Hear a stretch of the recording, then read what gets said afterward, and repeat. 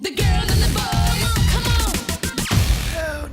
Welcome to God Likes Porn. I'm your host, Ben the Demon. Now let's get to our first story, which concerns the shocking victory of Douchebag Supreme. Let's admit, like a blind porn star, we did not see it coming. Exhibit A poll expert Sam Wong. Dr. Wong, you tweeted recently that you were so sure of the result that you'd put it up on the screen, eat a bug, if Donald Trump pulled this thing out. Yeah, what I said in that tweet was that Trump was unlikely to break 240 electoral votes, and I think that's pretty much the same. I think that things are looking the same, and we should stay calm. Yeah, he pledged to eat a fucking bug if Trump won, and suffice to say, Sam Wong was Sam wrong. Nobody's regretted a promise so badly since Donald Trump said he'd be the next president. Look at that face, that was Friday. That's what comes up on the Oxford Dictionary when you look up fuck. It looks like he's about to eat the bug. Speaking of which, this is Wong after the election. Finally, the bug. What about the bug? Can you see this? This is a can of gourmet-style crickets. I'm told that it's a great source of protein and so on. What are you doing? What a great source of protein? No, a bag of almonds is a great source of protein. The Rock's penis is a great source of protein. A can of crickets is a great source of trauma. Now, Mike, you really want me to do this? I kind of would. Saying a good morning to everyone out there on both sides. See this? Here it goes. Okay.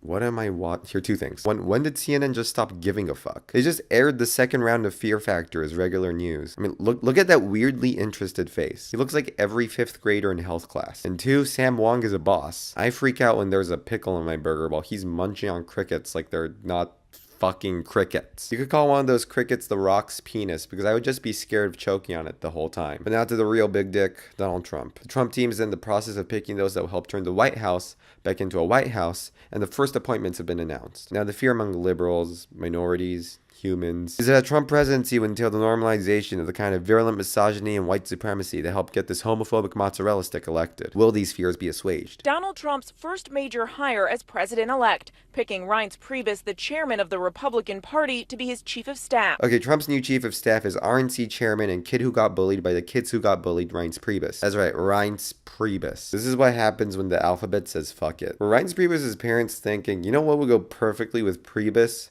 Reince. Anyway, the Preber fever over here is as establishment as they come. His grassroots level get out the vote strategy was instrumental in last week's victory of the original Annoying Orange. Point is, Priebus has a dumb name but a smart brain. And I guess that's it. It looks like there's nothing to worry about. Trump's also chosen former campaign CEO Steve Bannon as chief strategist and chief White House counsel. Fuck. Steve Bannon came to the Trump campaign from Breitbart News, a bomb-throwing site favored by the so-called alt-right. Bannon's critics lashing out today, pointing to Breitbart headlines like one calling a conservative columnist a renegade Jew and former Congresswoman Gabby Giffords a human shield. Birth control makes women unattractive and crazy. Gay rights have made us dumber. Would you rather your child had feminism or cancer? Can you draw a clear line between Steve Bannon and, white nationalists and white supremacists? His quote is, Breitbart is a platform for the alt-right.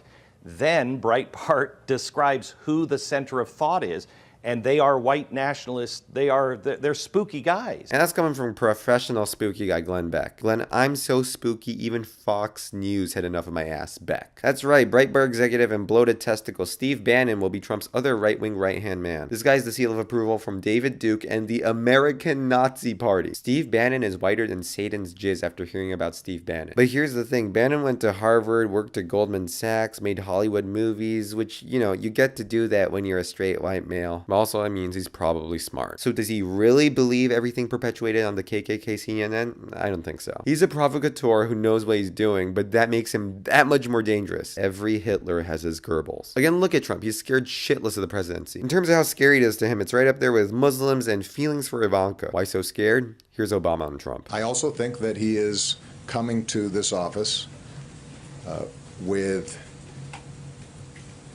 fewer set hard and fast policy prescriptions than a lot of other presidents might be arriving with. I don't think he is ideological. That can serve him well.